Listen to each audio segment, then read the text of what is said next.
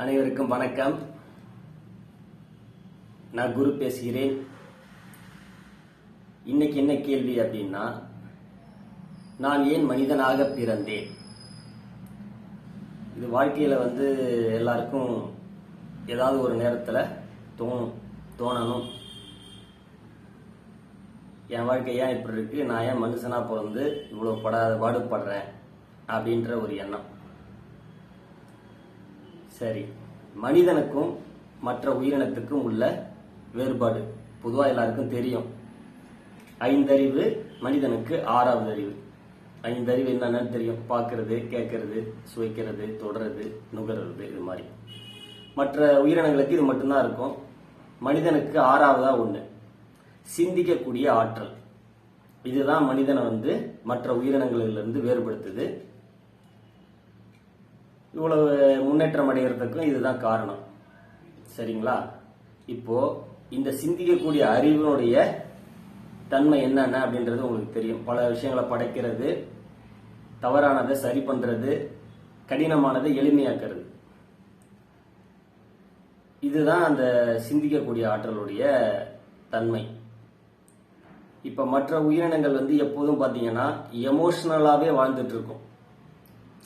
Emotional, அது உணர்ச்சி நிலையிலே தான் அது வாழ்க்கை இருக்கும்.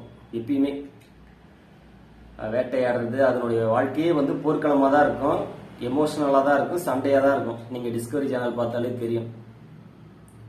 அப்ப அந்த உணர்ச்சி நிலையிலே வாழ்றது, அந்த 5 நிலையில வாழ்ற உயிரினங்கள் அனைத்துமே போர்க்களமான வாழ்க்கை தான் வாழ்ந்துட்டு இருக்கும். அது பிக்சடு. இப்ப மனிதனும் உணர்ச்சி நிலையிலேயே பெரும்பாலும் வாழக்கூடியவங்க எல்லா வாழ்க்கையும் துன்பமாகவும் போர்க்களமாகவும் தான் இருக்கும். இப்ப உணர்ச்சி நிலையில வாழக்கூடியவங்களுடைய தன்மை எப்படி இருக்குன்னா, வேட்டையாடுற மிருகங்கள் மாதிரி தான் இருக்கும். எடுத்துக்கிறது, அடுத்தவங்களை பத்தி எந்த கவலையும் கொள்ளாதது. அதே மாதிரியான ஒரு உணர்ச்சி நிலையிலே 6வது அறிவு இருந்தும் உணர்ச்சிக்கு அடிமையா உணர்ச்சியோட நிலையிலே வாழ்வாங்க. எதை பார்த்தாலும் எடுத்துக்கிறது, அடுத்தவங்களுக்கு வேணும் அப்படின்ற அந்த உணர்ச்சி நிலையில இருக்கிறவங்க எல்லாருமே அடுத்தவங்கள்ட்ட இருக்கிறத எடுத்துக்கணும். இப்படிதான் அவங்களுடைய வாழ்க்கை இருக்கும், அவங்களுடைய செயல்பாடுகள் இருக்கும். அப்படி எடுத்தே வாழ்ந்துட்டு இருப்பாங்க. அதனால அவங்க வாழ்க்கை நல்லா இருக்குமா அப்படின்னு கேட்டா சத்தியமா கிடையாது.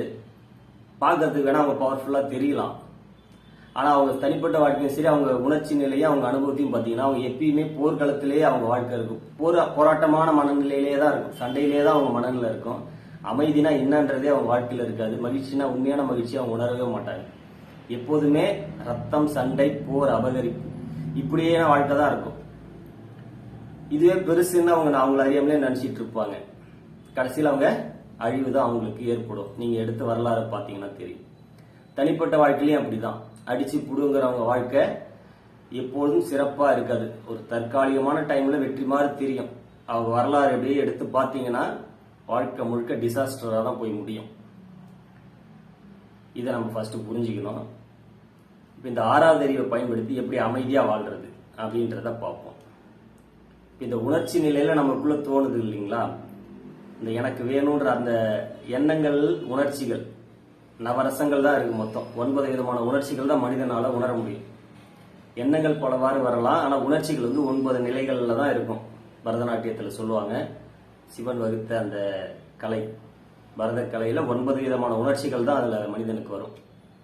அதுல எதிர்மறையான சில உணர்ச்சிகள் இருக்கும். வெறுப்பு, கோபம், இது மாதிரி சில உணர்ச்சிகள் இருக்கும்.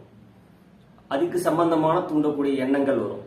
இப்ப இந்த மாதிரி எதிர்மறை எண்ணங்களும் எதிர்மறை உணர்ச்சிகளும் வரும்போது இந்த சிந்திக்கக்கூடிய ஆற்றலை பயன்படுத்தி நீங்க 2 விஷயம் பண்ண முடியும். உங்களுக்கு தெரிஞ்ச உடனே தப்பு, இது துன்பத்தை தருதுன்றது உங்க அனுபவத்துல வரும். ஒண்ணு, நீங்க அதை மாத்த முயற்சி பண்ணுவீங்க. அப்படி இல்லைன்னா விட்டு விடணும். 2 வழிதான். மாத்துறது எப்படின்னா, அந்த உணர்ச்சி தப்புன்னு சொல்லி மாத்தக்கூடாது.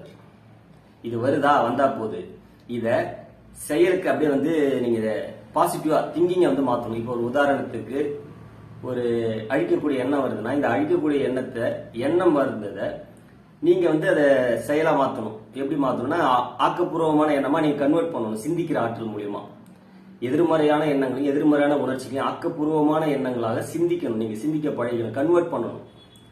அப்படி கன்வெர்ட் பண்ணி நீங்க பழகணும். அப்படி பழக பழக அந்த எண்ணங்கள், அந்த எதிர்மறை இது வந்து பாசிட்டிவா மாறும், நல்ல உணர்வுகளை உருவாக்கும். அப்படியே நீங்க அந்த எண்ணங்களுக்கும் உணர்ச்சிகளுக்கும் ஈல்டு அதனோட ஜாயின் பண்ணிட்டீங்கன்னா உங்க வாழ்க்கை துன்பமாகவும் போர்க்களமாகவும் தான் இருக்கும். சரிங்களா? அப்படி இல்லை அப்படின்னா டோட்டலா விட்டுடும். எப்படி இருந்தாலும் அதனை பக்கமே போகக்கூடாது. ஒண்ணு மனதை அப்படியே, மனதில் தோன்றக்கூடிய எதிர்மறை எண்ணங்களையும் உணர்ச்சியும் அப்படியே விட்டு விடணும். அப்படி இல்லைன்னா அதை கன்வெர்ட் பண்ண கத்துக்கணும். எதிர்மறைய நேர்மறையா கன்வெர்ட் பண்ண கத்துக்கணும்.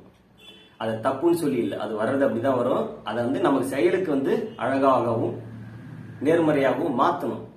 அப்படி மாற்றக்கூடிய ஆற்றலை பிராக்டிஸ் மூலியமா நீங்க கொண்டு வரணும்.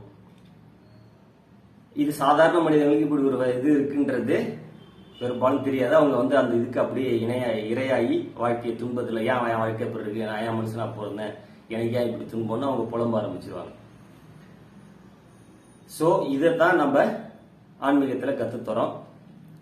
இறை உணர்வு தியானிப்பு, டிவைன் கான்சியஸ்னஸ் மெடிடேஷன். இதான் நம்ம வந்து ஒரு நாள் வகுப்பு, உங்கள் வாழ்வை மாற்றும் ஒரு நாள் வகுப்பு டிவைன் கான்சியஸ்னஸ் மெடிடேஷன் சென்னையில் வர 26 இந்த மாதம் நடத்துகிறேன். துன்பத்திலேருந்து விடுபடணும்னு நினைக்கிறவங்க, தனக்குள்ள சிவத்தை உணரணும்னு நினைக்கிறவங்க, உண்மையான மனநிறைவு சுகம்னா என்னன்னு உணரணும்னு நினைக்கிறவங்க இந்த வகுப்பில் கலந்து கொள்ளுங்கள். நன்றி, வணக்கம். என்னுடைய நம்பர் 9500987708. மேலும் விவரங்களுக்கு தொடர்பு கொள்ளுங்கள். அப்படியே சப்ஸ்கிரைப் பண்ணிடுங்க.